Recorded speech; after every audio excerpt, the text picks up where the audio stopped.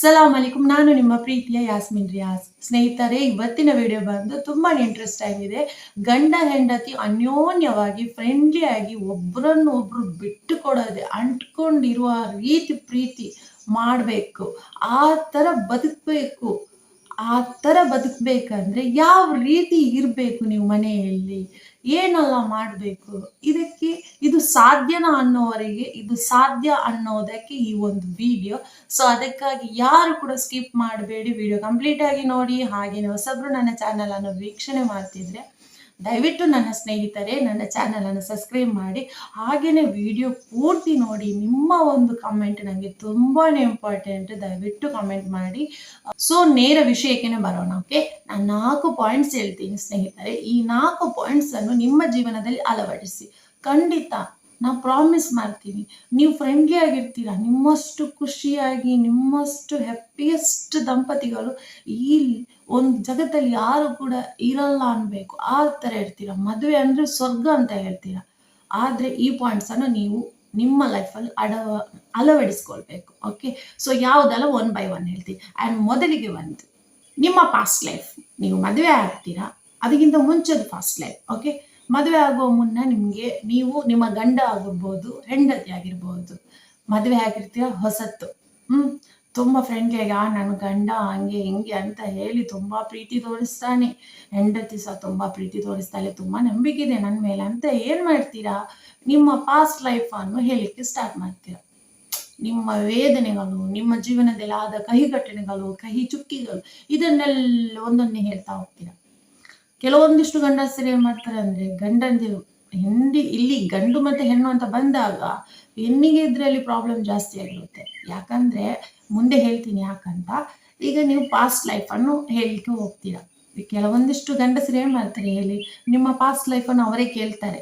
ಕೆದಕಿ ಹೇಳು, ನಾನಿದ್ದೀನಲ್ಲ, ನಿನ್ನ ಪ್ರಾಬ್ಲಮ್ಸ್ ಮುಂಚೆ ಏನೆಲ್ಲ ಆಗಿತ್ತು ನಿನ್ನ ಲೈಫಲ್ಲಿ, ಏನಾದರೂ ಇದೆಯಾ ನಿನ್ನ ಲೈಫಲ್ಲಿ ನೋವಾದ ವಿಷಯ ಎಲ್ಲ ಕೇಳ್ತಾರೆ.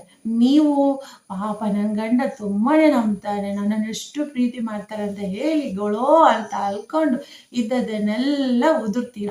ಹೌದಾ, ನನಗೆ ಲವರ್ ಇದ್ದ, ನಾವು ಡೇಟಿಂಗ್ ಮಾಡ್ತಿದ್ವಿ, ನಾವು ಇಂಟಿಮೇಟ್ ಕೂಡ ಆಗಿದ್ವಿ, ಈ ಥರದ್ದೆಲ್ಲ ಹೇಳ್ತೀರ.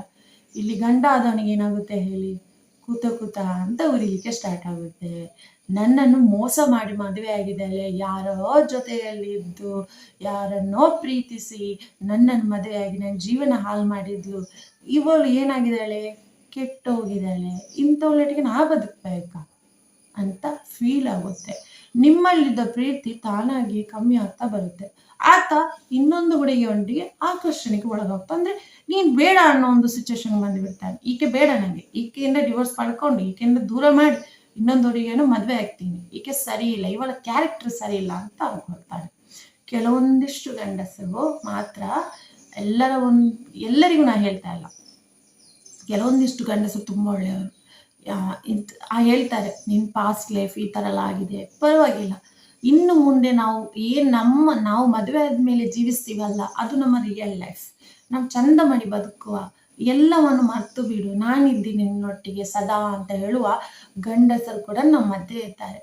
ಸೊ ಅಂಥವರು ಇದ್ದಾರೆ ಅಂತ ಹೇಳಿ ನೀವು ನಂಬಿ ಎಲ್ಲವನ್ನು ಉದುರ್ಲಿಕ್ಕೆ ಹೋಗ್ಬೇಡಿ, ಗಂಡಾಗ್ಲಿ ಹೆಣ್ಣಾಗ್ಲಿ. ಇಲ್ಲಿ ಅತಿ ಹೆಚ್ಚು ತೊಂದರೆ ಆಗೋದು ಹೆಣ್ಣಿಗೆ ಅಂತ ಹೇಳಿದೆ. ಯಾಕೆ ಹೇಳಿ, ಫಾರ್ ಎಕ್ಸಾಂಪಲ್, ಒಂದು ಮಣ್ಣಾದ್ರೆ ಗಂಡಸರು ಮಣ್ಣು ಅಂದ್ರೆ ಅವರ ಮೇಲೆ ಏನಾದ್ರೂ ಒಂದು ಕೊಲೆ ಆದ್ರೆ ಅದು ಮಣ್ಣು ತರ ತೊಳೆದು ಹೋಗ್ಬೋದು. ಆದ್ರೆ ಒಂದು ಹೆಣ್ಣಿನ ಮೇಲೆ ಮಣ್ಣಾದ್ರೆ ಅದು ಕಲೆ ಇದ್ದ ಹಾಗೆ, ಅದು ಹೋಗುದಿಲ್ಲ, ಆ ಕಲೆ ಹೋಗುದಿಲ್ಲ, ಅದು ಅವಳಿಗೆ ಪರ್ಮನೆಂಟ್. ಗೊತ್ತಾಯ್ತಾ? ಸೊ ಅದಕ್ಕಾಗಿ ನಿಮ್ಮ ಪಾಸ್ಟ್ ಲೈಫ್ ಅನ್ನು ನಿಮ್ಮ ಒಂದು ಗಂಡಂದಿರೊಟ್ಟಿಗೆ ಹೇಳಲಿಕ್ಕೆ ಹೋಗ್ಬೇಡಿ. ಓಕೆ, ನಿಮ್ಮ ಹೆಂಡತಿಯೊಟ್ಟಿಗೆ ಕೂಡ ಹೇಳ್ಬೇಡಿ, ಇಬ್ಬರಿಗೂ ಕೂಡ ಹೇಳೋದು ಈ ವಿಷಯನ ಯಾವತ್ತೂ ಹೇಳ್ಬೇಡಿ. ನಿಮ್ಮ ಜೊತೆನೇ ಇರಲಿ, ಅದು ನಿಮ್ಮ ಪಾಸ್ಟ್ ಲೈಫಲ್ಲಿ ದ್ಯಾಟ್ ಇಸ್ ಎ ಟೀನೇಜ್, ಏನು ಬೇಕಾದ್ರೂ ಆಗಿರ್ಬೋದು, ಅದನ್ನೆಲ್ಲ ಹೇಳಲಿಕ್ಕೆ ಹೋಗ್ಬೇಡಿ. ನೀವು ನಿಮ್ಮ ಗಂಡನನ್ನು ಮದುವೆಯಾಗಿ ನಿಮ್ಮ ಸಂಸಾರವನ್ನು ಶುರು ಮಾಡಿದ ಮೇಲೆ ಇನ್ನೊಬ್ಬನೊಟ್ಟಿಗೆ ಹೋಗದಿದ್ರೆ ಸಾಕು, ಅಷ್ಟೇ. ಅದು ಇಷ್ಟು ಒಂದು ಮೈಂಡ್ ಪಾಯಿಂಟ್ ಫಸ್ಟ್ ಇದು. And the second one is ಏನಂದ್ರೆ, ನಿಮ್ಮ ಒಂದು ಫ್ಯಾಮಿಲಿ, ಅಂದ್ರೆ ಇಲ್ಲಿ ಗಂಡನ ಫ್ಯಾಮಿಲಿ ಬೇರೆ, ಹೆಂಡತಿ ಫ್ಯಾಮಿಲಿ ಬೇರೆ, ಹೌದಾ? ಸೊ ನೀವು ಇಲ್ಲಿ ಗಂಡ ಹೆಂಡತಿ ಮತ್ತೆ ಜಗಳ ಆದಾಗ ಫಸ್ಟಿಗೆ ತೆಗೆಯುವುದು ಯಾವುದೇ, ನಿಮ್ಮ ಫ್ಯಾಮಿಲಿ ಸರಿ ಇಲ್ಲ, ಈಗ ಹೇಳುದು ನಿಮ್ಮ ಅಂದ್ರೆ ಅಮ್ಮ ಸರಿ ಇಲ್ಲ, ಹೆಣ್ಣು ಹೇಳೋದು ಜಾಸ್ತಿ, ನಿಮ್ಮ ಅಮ್ಮ ಸರಿ ಇಲ್ಲ, ನಿಮ್ಮ ನಾಗಿನಿ ಅಂದ್ರೆ ನಿಮ್ಮ ನಾಗಿನಿ ಅಂತ, ನಾದಿನಿ ಅಲ್ಲ, ನಾದಿನಿ ಸರಿ ಇಲ್ಲ ಅಂತ ಈ ತರ ಎಲ್ಲ ಹೇಳ್ತಾರೆ. ಹೌದಾ? ಇದರಲ್ಲಿ ಏನಾಗುತ್ತೆ ಹೇಳಿ, ನಾವೊಂದು ತಿಳ್ಕೊಳ್ಬೇಕು, ನಾವು ಹೊಸಬ್ರು ಅವರ ಜೀವನಕ್ಕೆ ಬಂದದ್ದು ಅಲ್ವಾ. ಅವರು ರಕ್ತ ಸಂಬಂಧಿಗಳು. ಫ್ಯಾಮಿಲಿ ಅಂದ್ರೆ ಅದು ರಕ್ತ ಸಂಬಂಧಿ. ತನ್ನ ಸ್ವಂತ ತಂದೆ ತಾಯಿ ಆಗಿರ್ಬೋದು, ತಂಗಿ ಅಣ್ಣ ಇವರಿಗೆಲ್ಲ ಬೈಯುವಾಗ ತುಂಬಾ ಹರ್ಟ್ ಆಗುತ್ತೆ ಅಲ್ವಾ. ಅದು ರಕ್ತ ಸಂಬಂಧ, ರಕ್ತದಲ್ಲಿ ಮಿಲನವಾದ ಸಂಬಂಧ. ನಾವು ಹೊಸಬ್ರು ಬಂದವರು, ಅವರ ಜೀವನದಲ್ಲಿ ದಾಂಪತ್ಯವನ್ನು ಶುರು ಮಾಡಿದವರು. ಇಲ್ಲಿ ಅವರಿಗೂ ನಮ್ಗೆ ತುಂಬಾ ಡಿಫ್ರೆನ್ಸ್ ಇದೆ. ಅವರಿಗೆ ನಾವು ಬೈಲಿಕ್ಕೆ ಹೋಗ್ಲಿಕ್ಕೆ ನಾವು ಯಾವತ್ತು ಬೈಬಾರ್ದು, ಅವರ ಒಂದು ವಿಷಯ ತೆಗಿಲೇಬಾರ್ದು. ಗಂಡ ಹೆಂಡತಿ ಇಬ್ಬರೇ ಇರೋದು. ನೀವು ಅಪಾರ್ಟ್ ಫ್ರಮ್ ನೀವು ಅವ್ರ ಫ್ಯಾಮಿಲಿಗೆ ಬೈದಾಗ ಅಲ್ಲಿ ಜಗಳ ಆಗುತ್ತೆ, ವಿಪರೀತ ಕಲಹ.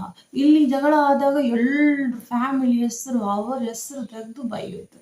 ಇದರಿಂದ ಜಗಳ ಜಾಸ್ತಿ ಆಗುತ್ತೆ. ಇದು ಯಾವತ್ತು ತೆಗಿಬೇಡಿ. ಜಗಳ ಇರಬೇಕು, ಗಂಡ ಹೆಂಡತಿ ಆದ್ಮೇಲೆ ಜಗಳ ಇರಲೇಬೇಕು.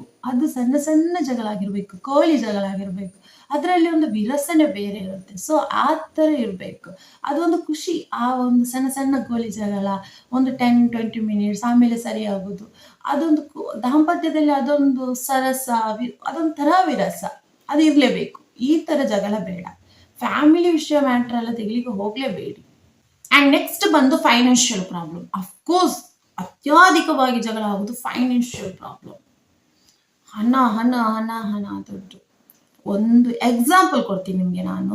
ಇವತ್ತು ಪ್ಯಾಲೆಸ್ತೀನಲ್ಲಿ ಏನಾಗ್ತಿದೆ, ಪ್ಯಾಲೆಸ್ತೀನಲ್ಲಿ ಅವರು ಏನು ಕೇಳ್ತಿದ್ದಾರೆ, ಪ್ರತಿಯೊಂದು ವಿಡಿಯೋಸ್ ಅವ್ರದ್ದು ಬರುತ್ತೆ. ಅವ್ರು ಏನು ಕೇಳ್ತಿದ್ದಾರೆ, ನಮಗೆ ಹಣ ಬೇಕು, ನಮಗೆ ಐಶ್ವರ್ಯ ಬೇಕು, ನಮಗೆ ಓಡಾಡ್ಲಿಕ್ಕೆ ಕಾರ್ ಬೇಕು, ಮನೆ ಬೇಕು, ಏನಾದರೂ ಕೇಳ್ತಿದ್ದಾರ?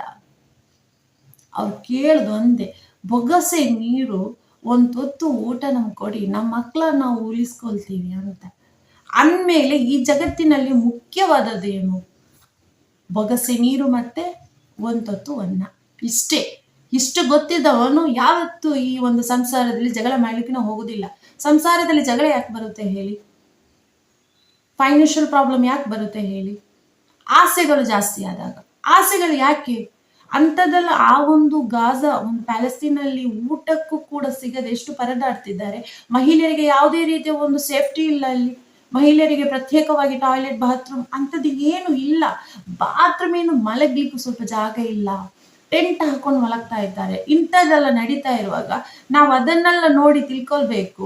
ಇವತ್ತು ನಾವು ಐಶ್ವರ್ಯ ಜೀವನ ಆಗಿರ್ಬೋದು, ಬಂಗ್ಲೆ ಆಗಿರ್ಬೋದು, ಕಾರ್ ಆಗಿರ್ಬೋದು, ಹೊಸ ಫ್ರಿಡ್ಜ್ ಬೇಕು ಗಂಡನ ಹತ್ರ ಜಗಳ ಮಾಡೋದು, ಹೊಸ ಜ್ಯುವೆಲ್ಲರಿ ಬೇಕು, ಇದನ್ನೆಲ್ಲ ಕೇಳ್ತಾ ಇದ್ದಾಗ ಅಲ್ಲಿ ಜಗಳಗಳಾಗೋದು ಸರ್ವಸಾಮಾನ್ಯ ಅಲ್ವಾ. ಫಾರ್ ಎಕ್ಸಾಂಪಲ್ ನಾವಿಲ್ಲಿ ರಿಫ್ರಿಜರೇಟರ್ ಅಂತಾನೆ ತಗೊಳ್ಳೋಣ. ಮನೆಯಲ್ಲಿ ಮಹಿಳೆಯರಿಗೆ ಜಾಸ್ತಿ ಒಂದು ಇದು ಆಸೆಗಳು ಬಂದು ಮನೆಗೆ ಏನಾದ್ರೂ ವಸ್ತು ಮಾಡ್ಬೇಕಂತ. ಪಾಪ ಅವರಿಗೆ ಏನೋ ನಮ್ಮ ಮನೇಲಿ ಎಲ್ಲವೂ ಬೇಕು ಅಂತ, ಅಂದ್ರೆ ಪಕ್ಕದ ಮನೆಯಲ್ಲೆಲ್ಲ ಹೋಗಿ ಬಂದಿರ್ತಾರೆ, ಅದನ್ನೆಲ್ಲ ನೋಡಿ ಆಸೆ ಆಗಿರುತ್ತೆ ನಮಗೂ ಕೂಡ ಬೇಕಂತ. ಅದಕ್ಕೆ ಏನ್ ಮಾಡ್ತಾರೆ, ಗಂಡ ಬಂದ ತಕ್ಷಣ ಏನಾದ್ರೂ ಒಂದು ಬೇಕಂದ ಗಂಡ ಬಂದ ತಕ್ಷಣ ಆಟ ಹಿಡಿತಾರೆ. ಒಂದು ಕೆಲಸದಿಂದ ಬಂದಾಗ ಆಗಿರ್ಬೋದು, ಕೆಲವೊಂದಿಷ್ಟು ಮಹಿಳೆಯರು ಗಂಡ ಬಂದ ತಕ್ಷಣ ಕಾಫಿ ಟೀ ಎಲ್ಲ ಸರ್ವ್ ಮಾಡಿ ತುಂಬಾ ಅವರನ್ನು ನಸೆ ಮಾಡ್ಲಿಕ್ಕೆ ಉಂಟು. ಏನಾದ್ರೂ ಒಂದು ಐಟಮ್ ಬೇಕಂದಾಗ ಸೊ ಇದೆಲ್ಲ ಮಹಿಳೆಯರದು ಒಂದು ಸಾಮಾನ್ಯ ಒಂದು ಟ್ರಿಕ್ಸ್. ಸೊ ಬಂದು ಏನ್ ಮಾಡ್ತಾರೆ ಅಂದ್ರೆ, ನಂಗೊಂದು ರಿಫ್ರಿಜರೇಟರ್ ಬೇಕು, ಮನೆಯಲ್ಲಿ ಇದ್ದದ್ದು ತುಂಬಾ ಸಣ್ಣದಿದೆ, ಪಕ್ಕದ ಮನೆಯವ್ರು ತಂದಿದ್ದಾರೆ ನೋಡಿ, ಇನ್ಸ್ಟಾಲ್ಮೆಂಟ್ ಅಲ್ಲಿ ತಂದಿದ್ದಾರೆ ಅಂತೆ, ಏನು ಕಟ್ಲಿಕ್ಕಿಲ್ಲ, ಫಸ್ಟ್ ಮತ್ತೆ ಸ್ವಲ್ಪ ಸ್ವಲ್ಪ ಕಟ್ಟಿದ್ರೆ ಆಯ್ತು ಅಂತ ಹೇಳ್ತಾರೆ. ಗಂಡನಿಗೇನು, ಹೆಂಡತಿ ತುಂಬಾ ಪ್ರೀತಿ ಮಾಡ್ತಿದ್ದಾಳೆ, ಯಾಕೋ ಏನೋ ತುಂಬಾ ಕಾಳಜಿ ಮಾಡ್ತಿದ್ದಾಳೆ, ಪಾಪ ಇವಳೊಂದು ಆಸೆ ಈಡೇರಿಸುವ ಅಂತ ಅಂದ್ರೆ ಗಂಡಂದಿರು ಕರಗೋದು ತುಂಬಾ ಈಸಿ. ಸೊ ಏನ್ ಮಾಡ್ತಾರೆ, ಓಕೆ ಅಂತ ಹೇಳ್ತಾರೆ, ಓಕೆ ಇನ್ಸ್ಟಾಲ್ಮೆಂಟ್ ಅಲ್ಲಿ ಇಲ್ಲ ಅಂತ. 1, 2, 3 ಇನ್ಸ್ಟಾಲ್ಮೆಂಟ್ ಈಸಿಯಾಗಿ ಕಟ್ಟಿ ಹೋಯ್ತು, ಹೇಗಾದ್ರೂ ಮಾಡಿ ಕಟ್ಟಿಬಿಟ್ಟ ಗಂಡ. ಆದ್ರೆ 4ನೇ ಇನ್ಸ್ಟಾಲ್ಮೆಂಟ್ ಕಟ್ಟುವಾಗ ಇಲ್ಲಿ ಮನೆಯಲ್ಲಿ ಸ್ವಲ್ಪ ಏರುಪೇರು, ಅಂದ್ರೆ ಸ್ವಲ್ಪ ಪ್ರಾಬ್ಲಮ್ ಆಯ್ತು. ಅನಾರೋಗ್ಯ ಸಮಸ್ಯೆ ಬಂತಂತ ಅನ್ಕೊಳ್ಳಿ. ತಿಂಗಳಿಗೆ 20-25 ಸಾವಿರ ದುಡಿಮೆ ಈತನದ್ದು. ಇಲ್ಲಿ ಸ್ವಲ್ಪ ಪ್ರಾಬ್ಲಮ್ ಮನೆಯಲ್ಲಾದ್ರೂ ಅನಾರೋಗ್ಯ ಸಮಸ್ಯೆ ಬಂದ್ರೂ ಕೂಡ ಈತನಿಗೆ ಏಟಾಗುತ್ತೆ, ಈತನ ಒಂದು ಕ್ಯಾಲ್ಕುಲೇಷನ್ ಲೈಫಿಗೆ ಏಟಾಗುತ್ತೆ. ಸೊ ಇನ್ಸ್ಟಾಲ್ಮೆಂಟ್ ಕಟ್ಟೋದು ಏನಾಯ್ತು, ಆ ತಿಂಗಳು ಕಟ್ಟಲಿಲ್ಲ. ಅಲ್ಲಿ ಇನ್ಸ್ಟಾಲ್ಮೆಂಟ್ ಅಲ್ಲಿ ಕೊಟ್ಟವರು ಫಾರ್ ಎಕ್ಸಾಂಪಲ್ ತುಂಬಾ ಫೈನಾನ್ಸ್ಗಳಿರುತ್ತೆ, ಹೌದಾ, ಫೈನಾನ್ಷಿಯಲ್ ಅವ್ರು ಬರ್ತಾರೆ ಮನೆಗೆ, ಬಂದು ಏನ್ ಮಾಡ್ತಾರೆ, ನಿಲ್ತಾರೆ. ಯಾಕೆ ಕೊಡ್ಲಿಲ್ವಾ ಅವ್ರು ಫ್ರಿಡ್ಜ್? ಬಂದೇ ಬರ್ತಾರೆ, ಫ್ರೀ ಆಗಿ ಕೊಟ್ಟಿದಾರ ಅವರು, ಬರ್ತಾರಲ್ಲ. ಸೊ ಬಂದಾಗ ಏನ್ ಮಾಡ್ತೀರಾ? ಹೆಂಡತಿಗೆ ಟೆನ್ಷನ್, ಇಲ್ಲಿ ಹೆಂಡತಿ ಬೈಯೋದು, ನಿಮ್ಗೆ ಇನ್ಸ್ಟಾಲ್ಮೆಂಟ್ ಕಟ್ಲಿಕ್ಕೆ ಆಗ್ಲಿಲ್ವಾ, ಮನೆಗೆಲ್ಲ ಬರ್ತಿದಾರ ಅಂತ. ಆಗ ಗಂಡ ಹೇಳ್ತಾನೆ, ಫ್ರಿಡ್ಜ್ ಬೇಕಂತ ಹಠ ಇಟ್ಟಿದ್ದು ನೀನೇ ತಾನೇ, ನೀನೇ ಕಟ್ಟು ಅಂತ. ಸೊ ಇದೆಲ್ಲ ಬೇಕಾ ಅಲ್ವಾ? ಫಾರ್ ಎಕ್ಸಾಂಪಲ್ ಹೇಳಿದ್ದು, ಯಾರು ಕೂಡ ಒಂದು ಪರ್ಸನಲ್ ಆಗಿ ತಗೊಳ್ಬೇಡಿ, ಓಕೆ? ಒಂದು ಎಂಟೈರ್ಮೆಂಟ್ ಎಕ್ಸಾಂಪಲ್ ತಗೊಂಡೆ. ಸೊ ಇಂಥದ್ದೆಲ್ಲ ಆಗೋದು ಸಹಜ. ಈ ಚಿಕ್ಕ ಚಿಕ್ಕ ವಿಷಯ ನಮ್ಮ ಸಂತೋಷವನ್ನು, ನಮ್ಮ ದಾಂಪತ್ಯ ಜೀವನದ ಒಂದು ರಸಮಯ ಒಂದು ಸಮಯ ಆಗಿರ್ಬೋದು, ಅಥವಾ ಆ ಒಂದು ಫೀಲ್ ಆಗಿರ್ಬೋದು, ಅದನ್ನೆಲ್ಲ ನಾಶ ಮಾಡ್ತಿದೆ ಇಂಥ ಒಂದು ಆಸೆಗಳು. ಯಾವುದು ಬೇಡ ರೀ. ಗಂಡ ಹೆಂಡತಿ ಅಂದ್ರೆ ಅವರ ಮಧ್ಯೆ ಈ ಒಂದು ಐಟಮ್ಸ್, ಇದು ಯಾವುದು ಪ್ರಶ್ನೆನೇ ಬರಬಾರ್ದು. ಗಂಡ ಎಷ್ಟು ಸಾಧ್ಯನೋ ಅಷ್ಟು ನಿಮ್ಮ ಅಂದ್ರೆ ಹೆಂಡತಿಗೆ ತಂದು ಕೊಡ್ಬೇಕು, ಅದು ಆತನ ಹಕ್ಕಾಗಿದೆ. ಅವನಲ್ಲಿ ಎಷ್ಟು ಸಾಧ್ಯ ಅಷ್ಟನ್ನು ಚಂದ ಮಾಡಿ ನೋಡ್ಕೊಳ್ಳೋದು ಅಷ್ಟು ಹಕ್ಕು. ಅವನಿಗೆ ಸಾಧ್ಯವಿಲ್ಲದದನ್ನು ನಾವು ಅವನಲ್ಲಿ ಕೇಳುವುದು ಅದು ಧರ್ಮ ಅಲ್ಲ. ಅದು ಆತನಿಗೆ ತೊಂದರೆ ಆದಾಗ ಇಲ್ಲಿ ಮನೆಯಲ್ಲಿ ಕಲಹ ಆಗೋದು ಸರ್ವೇ ಸಾಮಾನ್ಯ, ಕಲಹ ಹಾಗೆ ಆಗುತ್ತೆ ಅಲ್ವಾ? ಸೊ ಫೈನಾನ್ಷಿಯಲ್ ಪ್ರಾಬ್ಲಮ್ ಬರೋದು ಇದರಿಂದ ಅಷ್ಟೇ. ಇಲ್ಲದ್ರೆ ಎಂತ ಫೈನಾನ್ಷಿಯಲ್ ಪ್ರಾಬ್ಲಮ್ ಹೇಳಿ? ಇನ್ನೊಂದು ಮಕ್ಕಳ ಒಂದು ಸ್ಕೂಲ್ ಲೈಫ್, ಇದೆಲ್ಲರ ಒಂದು ಹಕ್ಕಾಗಿರುತ್ತೆ. ಇಲ್ಲಿ ಕೂಡ ಏನಂದ್ರೆ ಸ್ಕೂಲ್ ಅಂದ್ರೆ ಹೈಯರ್ ಲೆವೆಲ್ ಸ್ಕೂಲೇ ಬೇಕು, ಟಾಪ್ ಲೆವೆಲೇ ಬೇಕಂತ. ಅಂದ್ರೆ ಇಲ್ಲಿ ಎಲ್ರು ಕೂಡ ಅಂದ್ರೆ ಈಗ ನಾನೊಂದು ಮಹಿಳೆಯಾಗಿ ಹೇಳೋದು, ನಾನು ಕೂಡ ಆಸೆ ಪಡೋದು ನನ್ನ ಮಗ ದೊಡ್ಡ ಕಾನ್ವೆಂಟ್ ಅಲ್ಲಿ ಓದ್ಬೇಕಂತ. ಆದ್ರೆ ನಮ್ಮ ಕಾಲ್ಬುಡ ಎಷ್ಟಕ್ಕೆ ತಾಗುತ್ತೆ ಅನ್ನೋದು ನಾವು ನೋಡ್ಕೊಳ್ಬೇಕು. ನಮ್ಮ ಒಂದು ಪರಿಸ್ಥಿತಿಗೆ ತಕ್ಕಾಗೆ ನಾವು ಮಕ್ಕಳಿಗೂ ಕೂಡ ಕಲಿಸ್ತಾ ಹೋಗ್ಬೇಕು. ಇಲ್ಲಿ ಅವ್ರ ಮುಂದೆ ಏನಾಗ್ತಾರೆ ಅಂತ ಹೇಳೋದು ನಿಮ್ಮ ಒಂದು ಸ್ಕೂಲ್ ಲೆವೆಲ್ ಇಂದ ಅಲ್ಲ, ಅವ್ರ ತಲೆಯಲ್ಲಿ ಏನ್ ಬರ್ದಿದ್ದಾನೆ ಅಲ್ಲಾಹನು ಅದೇ ಆಗೋದು. ನಾವೆಷ್ಟೇ ಕಲಿಸಿ ಏನೇ ಮಾಡ್ಲಿ, ಅವನು ಸಾಧನೆ ಏನ್ ಮಾಡ್ಬೇಕಂತ ಇತ್ತು ಅದು ಮಾಡ್ತಾನೆ. ನಾವು ಮತ್ತೆ ಯಾವುದು ಅಲ್ಲ, ಆಯ್ತಾ? ಎಲ್ರಿಗೂ ಒಮ್ಮೆ ಇಂಗ್ಲಿಷ್ ಹುಚ್ಚು. ಸೊ ಎಲ್ಲರೂ ಇಂಗ್ಲಿಷ್ ಮೀಡಿಯಂ ಹಾಕ್ಲಿಕ್ಕೆ ಸಾಹಸ ಪಡ್ತಾರೆ. ಎಷ್ಟೆಲ್ಲ ಊಟಕ್ಕೆ ತಿನ್ಲಿಲ್ಲ ಅಂದ್ರು, ಅಂದ್ರೆ ಹೊಟ್ಟೆಗೆ ತಿನ್ಲಿಲ್ಲ ಅಂದ್ರೂ ಪರವಾಗಿಲ್ಲ, ನಮ್ಮ ಮಕ್ಳು ಇಂಗ್ಲಿಷ್ ಮೀಡಿಯಂ ಹೋಗ್ಬೇಕಾದ್ರೆ ಅದೆಲ್ಲರ ತಂದೆ ತಾಯಿ ಒಂದು ಆಸೆ ಆಗಿರುತ್ತೆ. ಸೊ ಆದ್ರೆ ನಮ್ಗೆ ಆ ಒಂದು ಆಸೆಗಳು ನಮ್ಮ ಒಂದು ಸಂಸಾರದಲ್ಲಿ ಪೆಟ್ಟಾಗಬಾರ್ದು ಅಂತ ಹೇಳ್ತಾ ಇರೋದು ಅಷ್ಟೇ. ಸೊ ಈ ಒಂದು ಪಾಯಿಂಟ್ಸ್ಗಳನ್ನು ನೀವು ನೆನಪಿನಲ್ಲಿ ಇಟ್ಕೊಳ್ಳಿ. ಇನ್ನೊಂದು ಪಾಯಿಂಟ್ಸ್ ಬಂದು ನಂಬಿಕೆ. ಇಬ್ಬರಲ್ಲಿ ನಂಬಿಕೆ ತುಂಬಾ ಇಂಪಾರ್ಟೆಂಟ್. ನಂಬಿಕೆ ಇಲ್ಲ ಅಂದ್ರೆ ಸಿಂಪ್ಲಿ ವೇಸ್ಟ್ ರೀ, ಈ ದಾಂಪತ್ಯ ಜೀವನನೇ ವೇಸ್ಟ್. ಇಬ್ಬರಲ್ಲಿ ಟ್ರಸ್ಟ್ ಇರಲಿ ಅಂತ ಹೇಳ್ತೀನಿ. ಹಾಗೆಯೇ ಈ ವಿಡಿಯೋವನ್ನು ಎಂಡ್ ಮಾಡುವ, ಯಾಕಂದ್ರೆ ತುಂಬಾ ಲೆಂತಿ ಆಗ್ತಾ ಇದೆ, ನಿಮಗೂ ಕೂಡ ಬೋರ್ ಆಗ್ಬಾರ್ದಲ್ವಾ?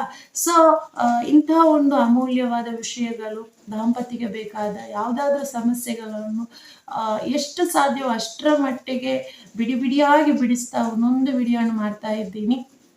ಸೊ ನನ್ನ ವಿಡಿಯೋಸ್ ನಿಮಗೆ ಇಷ್ಟ ಆದರೆ ದಯವಿಟ್ಟು ಲೈಕ್ ಮಾಡಿ, ಹಾಗೇನೆ ಸಬ್ಸ್ಕ್ರೈಬ್ ಮಾಡೋದನ್ನು ಮಾತ್ರ ಮರಿಬೇಡಿ. ನಿಮ್ಮ ಒಂದು ಅಮೂಲ್ಯವಾದ ಒಂದು ಕ್ಷಣದ ಒಂದು ಕಮೆಂಟ್ ನನಗೆ ತುಂಬಾನೇ ಅಮೂಲ್ಯವಾದದ್ದು. ದಯವಿಟ್ಟು ಕಮೆಂಟ್ ಮಾಡಿ, ನಿಮ್ಮ ಒಂದು ಅನಿಸಿಕೆಗಳನ್ನು ಇಲ್ಲಿ ಹೇಳಿ. ನಿಮ್ಮ ಲೈಫಲ್ಲಿ ಈ ಥರ ಆಗಿದೆ ಅಂದರೆ ದಯವಿಟ್ಟು ಅದನ್ನು ತಿಳಿಸಿ, ಬೇರೆಯವರಿಗೆ ಸ್ಫೂರ್ತಿದಾಯಕವಾಗುತ್ತೆ, ಹೌದಾ? ಸೊ ಇನ್ಶಾಲ್ಲ ಇನ್ನೊಂದು ಮತ್ತೊಂದು ಅದ್ಭುತವಾದ ಮೆಸೇಜ್ ಒಂದಿಗೆ ನಿಮ್ಮ ಮುಂದೆ ಖಂಡಿತ ಬರ್ತೀನಿ. ಅಲ್ಲಿವರೆಗೆ ನನ್ನ ವಿಡಿಯೋವನ್ನು ಸದಾ ನೋಡ್ತಾ ಇರಿ, ನನಗೆ ಸಪೋರ್ಟ್ ಮಾಡ್ತಾ ಇರಿ. ಓಕೆ, ಅಲ್ಲಾಹ್ ಹಾಫೀಸ್.